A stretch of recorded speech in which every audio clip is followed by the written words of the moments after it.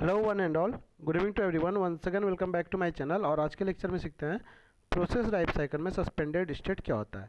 अब कुछ लोगों का बोलना होगा, सर आपने तो प्रोसेस लाइफ साइकिल में या फिर पीएलसी में 5 स्टेट बताया, वो है न्यू, रेडी, रनिंग, वेटिंग और टर्मिनेटेड, तो ये छठा स्टेट कहाँ से आ गया।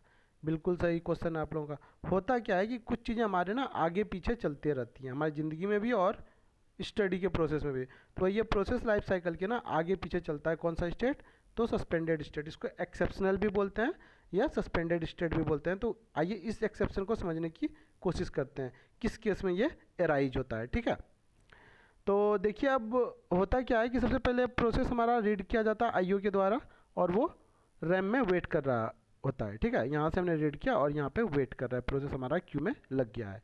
यहाँ तक तो सबको पता है, मतलब ऑल प्रोसेस आईओ ने रीड किया और वो रैम में वेट कर रहा है। पहला पॉइंट क्लियर। दूसरा क्या बोल रहा है, वेटिंग क्यू इज फुल। मान लीजिए अब ये जो यहाँ पे क्यू में लगा हुआ है या जो नया प्रोसेस लगना चाह रहा है और मान लीजिए क्यू ही फुल हो गया, तो क्या वो लग पाएगा? नहीं लग पाएगा। ठीक है, और यहाँ पे क्या हुआ है, मीन वाइल कोई एक प्रोसेस एग्जीक्यूट कर रहा है और यहाँ पे हमारा लाइन भी फुल हो गया। मतलब क्यू जो है रैम में जो क्यू बनता है वो क्यू हमारा फुल हो गया है। क्यों फुल हो गया ये बता दो सर।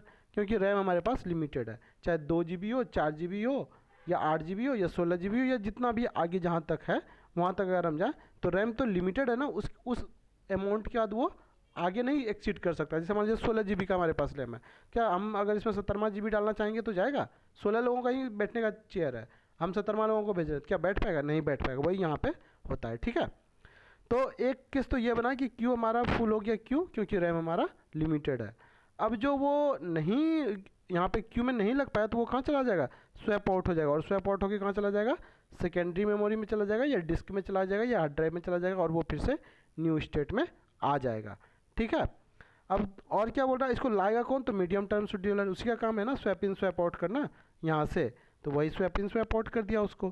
ठीक है, अब एक और केस बनता है कब, कि अगर कोई प्रोसेस मान लीजिए यहाँ पे एग्जीक्यूट कर रहा है सीपीयू में और कोई यहाँ पे वेट कर रहा है और ये बहुत देर से वेट कर रहा है।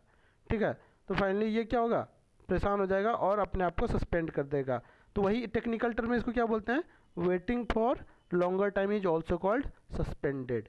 अब देखिए सस्पेंडेड रियल में कहीं था नहीं इस प्रोसेस लाइफ साइकिल में, लेकिन फिर भी इसके आगे पीछे चल रहा है, इसीलिए हम इसको क्या बोले, एक्सेप्शन बोले या फिर ऑर्डिनरी बोले। ठीक है, तो यही था हमारा क्या, सस्पेंडेड स्टेट। तो दो केस में बनता है, एक तो हमारा क्यू फुल हो जाने पे रैम लिमिटेड है और दूसरा लॉन्गर वेटिंग टाइम। ठीक है, तो यही था हमारा सस्पेंडेड स्टेट। तो आज के लिए यहीं पे रखते हैं वीडियो को। Bye bye and take care, see you in the next video.